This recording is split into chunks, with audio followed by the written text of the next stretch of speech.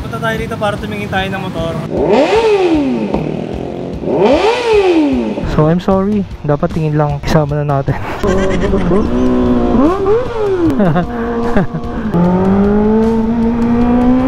Mamimigay tayo ng 3 side helmet tsaka isang cover. Hi mga tingin, so dahil naka 1 million followers na tayo, syempre meron tayong konting celebration at mga giveaways para sa inyo, mga solid katingin natin. So okay, pili tayo ng mga helmet tsaka belt bags na ipapamigay natin. Let's go!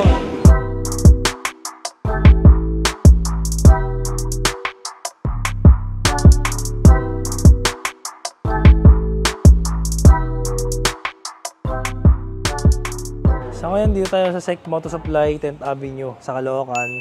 Unahin muna natin yung mga belt bags. So kuha tayo dito ng 6 na belt bags. Dito iba't ibang size. Makagaya natin, SEC belt bag. Pero pipiliin natin medyo malaki. Tapos kung gusto niyo ng mga side bags, meron din. Ito, mga backpack pala to. Ito maganda to, waterproof backpack. Maganda na ito. Parang gusto kong kumuha nito. Para sa biyahe, hindi mabasa yung gamit mo. Meron pa siyang kulay green. 25 liters. So, lahat ng klaseng bag, side bag, saka tail bag, crush bar bag or side bags. Ito meron pa rito maganda. Backpack tapos pwedeng lagyan ng helmet. May bago pa rito, raincoat ganda. Ito mura lang to kasi plastic lang siya Pero sigurado hindi ka papasukin dito. So meron pa siyang button tapos may zipper pa. Maganda, mura lang sigurado. Tapos SEC helmets, siyempre. Mamimigay tayo ng 3 SEC helmet tsaka isang covered na helmet. So iba't ibang klaseng helmet dito, SEC.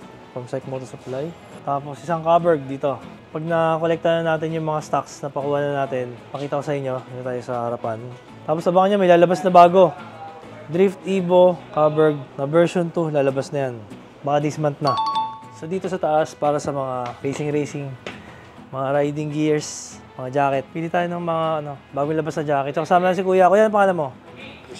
Christian. Kaya Christian, ba mga bago ngayon? Ito bago to Ayan, try natin. Kasi wala akong dalang jacket, naiwan ko yung jacket ko Kaya sakto, buti maraming riding gear dito. Para hindi tayo masunog sa araw, trick na yata yung araw Anong size mo ito? Hindi ko alam Medium ba? Ayan, medium muna, medium. Try muna natin medium. Hindi natin maganda kasi mesh jacket, so hindi mainit. Basta? Sakto lang. Maganda, ganda na fit yun. Kasi tsaka kailangan sakto yung padding.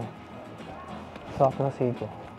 Ganda, okay na Isa na ito kuya. Magkano to? Fluid riding jacket. Ang presyo 4.2. May women's pala. So ang ganda, meron women's, merong men. Ano to, women to? Ito men. Yun, kaya ko yung women Okay. Para maganda rin Para maganda rin mag jeans. 3.5 ang riding jeans. Pag naka jeans ka, para ka lang pumunta ng mall. May cargo pants pa dito. Ito naman, SPRS naman to. Mas maganda to. Parang stretchable. Subukan natin. 3.4 large. So, ang ganda dito kasi one-stop shop. Kompleto lahat ng kailangan mo. Meron sila dito. So, ito yung mga nakuha natin dati. Ito, yung bagong labas. Stratos. Ito yung gamit ko ngayon, Elevate. Tapos, meron pa pala dito sa likod. Yan, dito naman yung mga racing suit. Tsaka yung mga RST gloves. Ang dami pa pala Tsaka mga inner suit, kung kailangan nyo, meron dito. So ito yung RST na inner suit na may padding. So kaganda natin to, pwede ka mag-riding jersey or t-shirt lang. Tapos ito yung panloob mo, para safe ka dito. Meron mga RST na riding jacket. Ito, RST na riding pants, meron din dito. Tsaka mga leathers, meron din pambabae. Ito yung gamit ni Jawmoto, yung gray. Ito pang winter, pang malalamig na lugar. RST rin yan. Siyempre, quality yan, RST.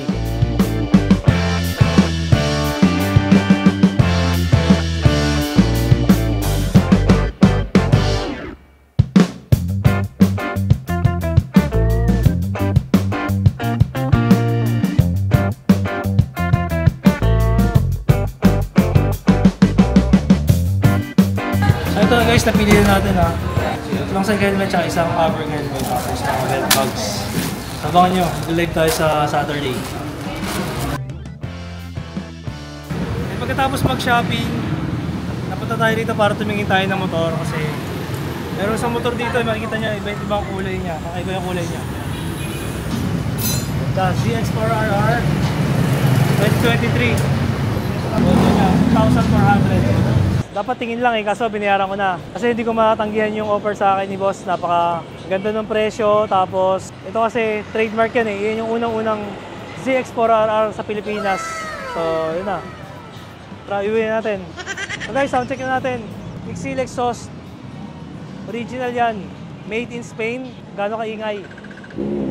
Wow. So, napakabulahaw talaga ng 4R.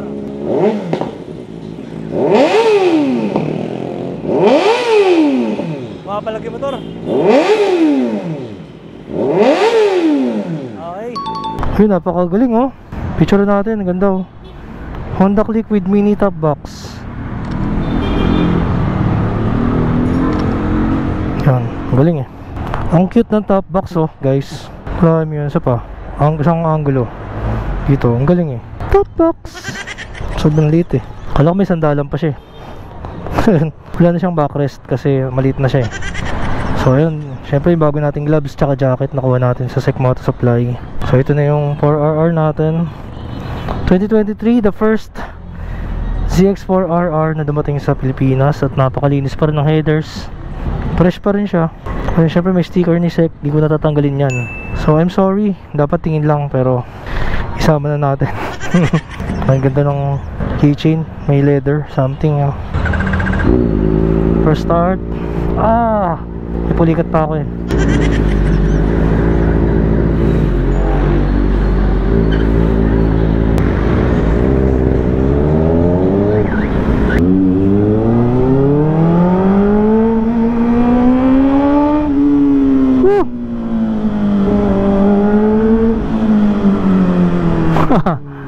Ang lakas eh. So yun, wala pa siyang RFID. Papalagyan na lang natin siya ng RFID. And mahirap yung Mr. Tingin, no? Mahirap malabelan ng Mr. Tingin. Dapat tingin lang eh. And napakagandang timing din ng pagkakaroon natin ng new bike. Dahil nakarating tayo sa 1 million followers sa Facebook. New milestone unlocked. Nakaka-excite sa milestone, tsaka at the same time syempre may bago tayong motor. So ito naman yung next natin i-build. Abangan nyo mga katingin kasi karamihan dito may mga kulang pa dito eh, tulad ng windscreen, yung tail tidy, wala pang signal light. So kailangan natin ng integrated tail light. Parang feeling ko na i-remap to. Ang ganda ng pickup eh, kumpara dun sa last na in-upload natin na ZX4R. Pero alam ko stock pa to kasi bihira naman ginagamit to.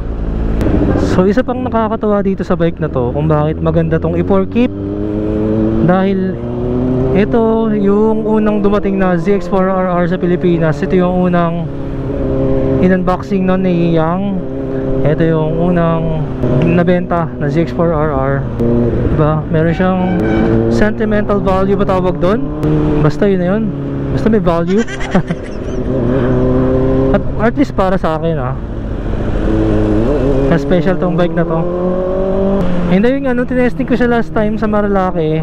Grabe no, kasi yung bike na yun talaga hindi naman talaga binili ko yung para sa akin. Eh may buyer tayo nun, kaya natin siya binayback. And na-deliver na rin siya dun sa yung owner. Tapos napapaisip nga talaga ako eh, kasi meron talagang part sa akin na gusto ko talaga ng ZX4R. Nag-usap kami ni Mrs.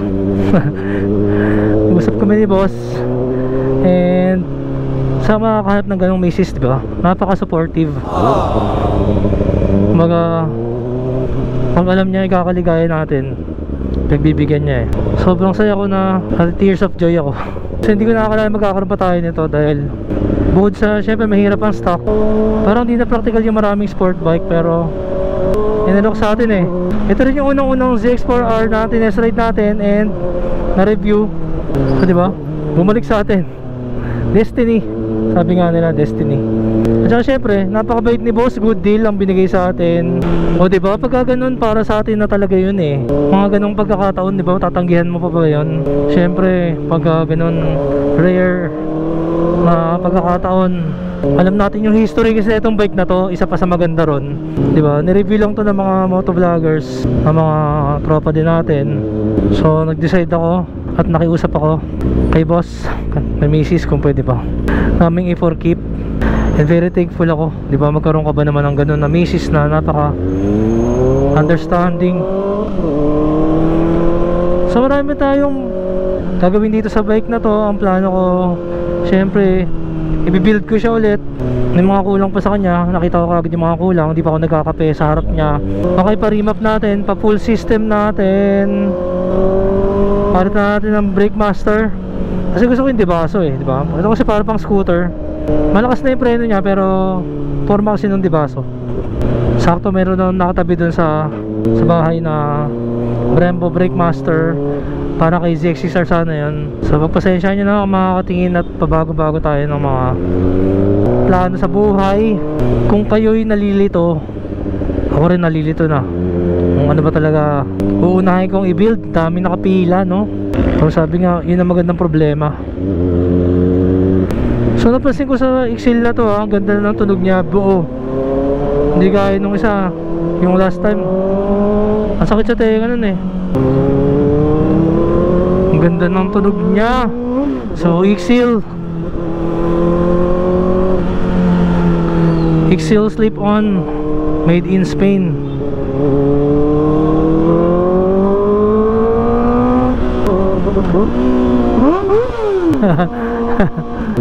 Nantuwa yung mga estudyante eh. Diba? Ang ganda pang public reaction eh. Pang content siya eh. DCC Vloggers bike, parehas ng 25R. Pero ito naman kasi, makapag expressway ka, wag mo nga lang ipasok sa expressway tapos sabihin mo naka 250cc ka lang. Diba? Pag ginawa mo yun, baka maging famous ka, mahirap. Pagdating sa filtering sa traffic, ito, okay naman siya. As long as nakatupi yung side mirror mo, makakasingit-singit ka pa rin sa kanya. Pero para sa isang 400cc, malakas na to, 80 horsepower. At yung torque naman niya, makukuha mo sa high RPM. So kailangan lang, medyo mainip ka lang sa kanya, mag-aantay ka. Pero ang low torque, high horsepower ay napakasarap gamitin yan sa racetrack. So yun dun yung kasarapan niya, no? Makakapag corner speed ka na mas maganda. Pag masyado kasing malakas ang torque at low RPM, medyo mahirap siya makontrol during cornering sa racetrack. Kaya perfect pa rin, mas madaling kontrolin, sabi nga nila, di ba? So ang ganda rin itong mesh jacket natin, ha? Shoutout kay Sek Moto Supply, Sek Jacket. Thank you kuya. Preskong, dami kasing butas eh. Mesh ka eh, di ba? Komportable.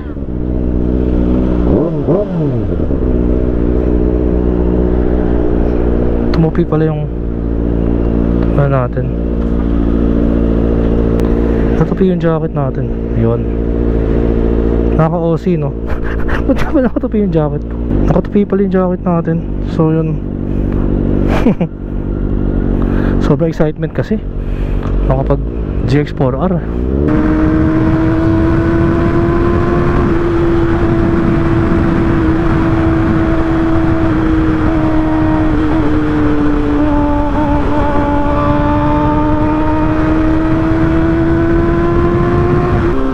Ang ganda ng Excel, wala siyang distortion, sarap sa tenga, smooth na smooth lang.